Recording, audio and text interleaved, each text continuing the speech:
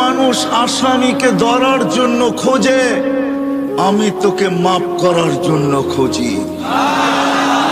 দুনিয়ার মানুষ শাস্তি দিয়া মজা পায়, আমি মাফ করা মজা পাই। দুনিয়ার মানুষ শাস্তিতে অভ্যস্ত, আমি মাপে অভ্যস্ত। দুনিয়ার মানুষ শাস্তিকে ভালোবাসে, আমি মাফ করাকে ভালোবাসি। দুনিয়ার মানুষ শাস্তিকে ক্রেডিট মনে করে, আমি মাফ করাকে ক্রেডিট মনে করি। এই শব্দ দিয়া 7 ঘন্টা ডাকবে। বলেন এখানে কয়জন আছি আমরা? এটা শব্দ দিয়া যথেষ্ট। কয়টা শব্দ? কয়টা?